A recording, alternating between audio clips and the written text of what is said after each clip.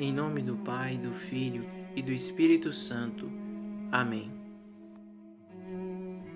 Leitura do livro de Neemias. Naqueles dias, o sacerdote Esdras apresentou a lei diante da assembleia de homens, de mulheres e de todos os que eram capazes de compreender. Era o primeiro dia do 7º mês.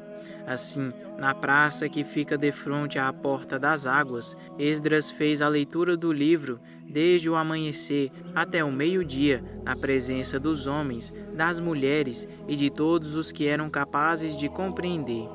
E todo o povo escutava com atenção a leitura do livro da lei. Esdras, o escriba, estava de pé sobre um estrado de madeira erguido para esse fim. Estando num lugar mais alto, ele abriu o livro à vista de todo o povo. E quando o abriu, todo o povo ficou de pé. Esdras bendisse o Senhor, o grande Deus, e todo o povo respondeu, levantando as mãos: Amém, Amém. Depois inclinaram-se e prostraram-se diante do Senhor com o rosto em terra. E leram clara e distintamente o livro da lei de Deus e explicaram seu sentido, de maneira que se pudesse compreender a leitura. O governador Neemias e Esdras, sacerdote e escriba, e os levitas que instruíam o povo disseram a todos: Este é um dia consagrado ao Senhor, vosso Deus. Não fiqueis tristes, nem choreis, pois todo o povo chorava ao ouvir as palavras da lei. E Neemias disse-lhes: Ide para vossas casas e comei carnes gordas, tomai bebidas doces e reparti com aqueles que nada prepararam, pois este dia é santo para o nosso Senhor. Não fiqueis tristes, porque a alegria do Senhor será a vossa força. Palavra do Senhor. Graças a Deus. Salmo responsorial 18b. Vossas palavras, Senhor, são espírito e vida. Vossas palavras, Senhor, são espírito e vida. A lei do Senhor Deus é perfeita, conforto para a alma. O testemunho do Senhor é fiel, sabedoria dos humildes. Vossas palavras, Senhor, são espírito e vida.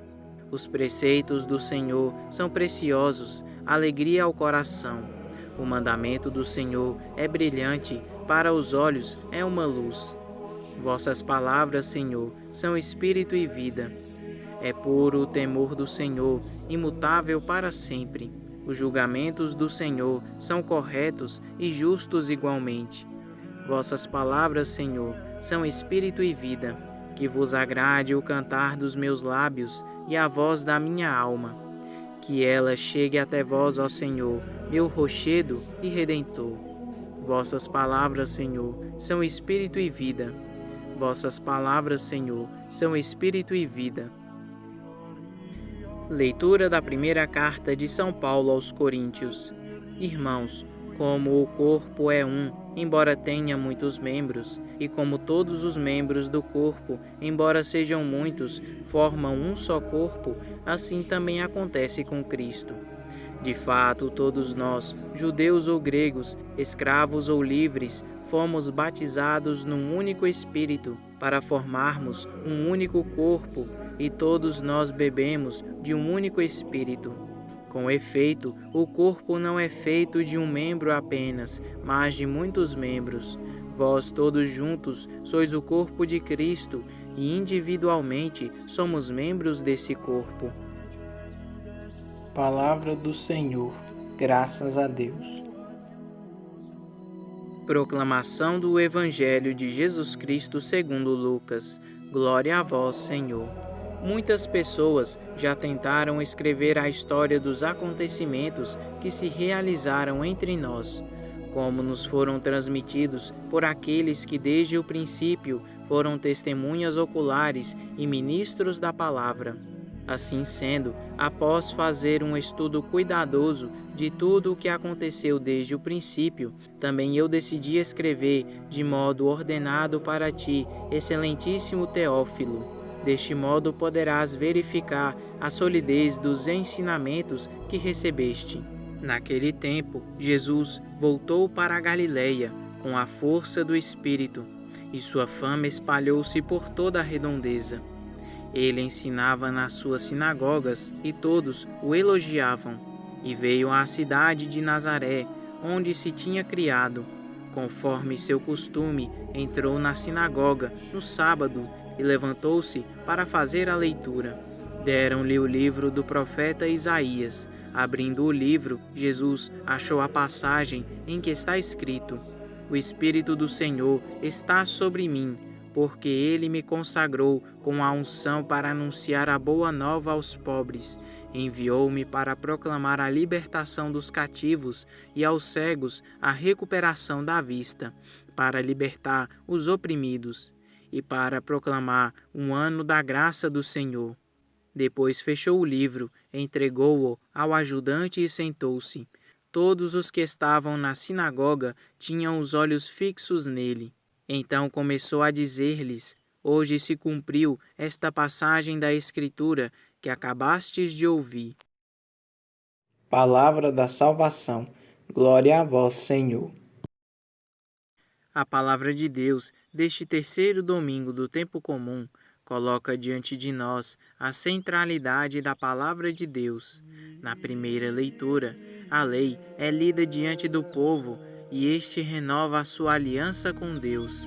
No Evangelho, tem-se a introdução do Evangelho de São Lucas, onde o evangelista mostra que o Evangelho nasce da pesquisa, da averiguação dos fatos. A ideia de iniciar a sua obra com o prólogo é sugestiva. O autor quer colocar o seu escrito no mesmo nível dos outros escritos literários da época e mostrar que o seu conteúdo não é reservado a um pequeno grupo de iniciados, mas possui um valor universal. A história de Jesus pertence à história do mundo e tem algo a dizer aos homens do mundo greco-romano. O Evangelho nasce de fatos históricos da verdade sobre Jesus Cristo. Na segunda parte, tem-se Jesus na sinagoga de Nazaré. Nazaré é sua terra natal, lugar onde todos o conhecem, o viram crescer, tem relação com a sua família. A sinagoga é o lugar da leitura da palavra de Deus. Os judeus se reuniam na sinagoga todos os sábados para ouvirem a leitura da palavra. A sinagoga era a casa da palavra. Em tantos outros momentos, encontramos Jesus na sinagoga. O texto salienta segundo o seu costume. Em Nazaré, Jesus, desde a sua juventude, tinha frequentado regularmente o serviço litúrgico sinagogal todos os sábados e dias festivos. Jesus tinha uma grande familiaridade com as escrituras do seu povo. Jesus conhece as Escrituras, as cita, as manda colocar em prática.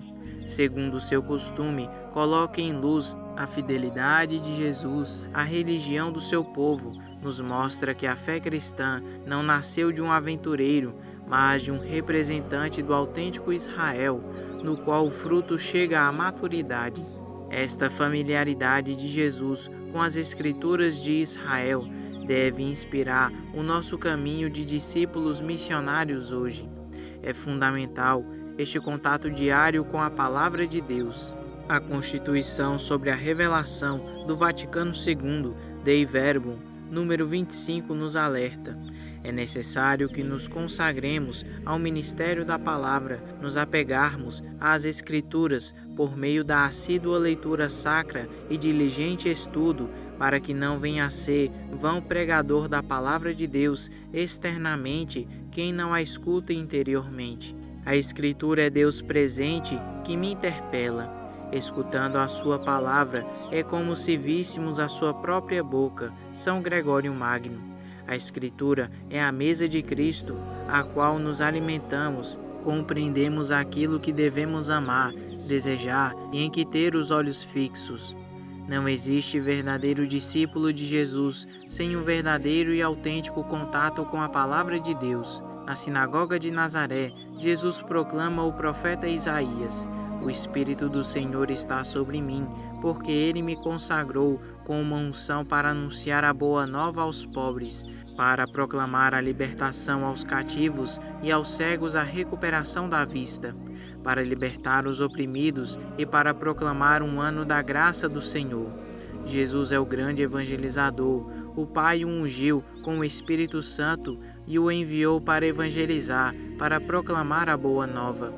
Todos os membros da Igreja participam, a seu modo, na missão evangelizadora de Cristo. Daqui nasce a corresponsabilidade de cada batizado em assumir a ação evangelizadora, o anúncio e o testemunho de Jesus Cristo.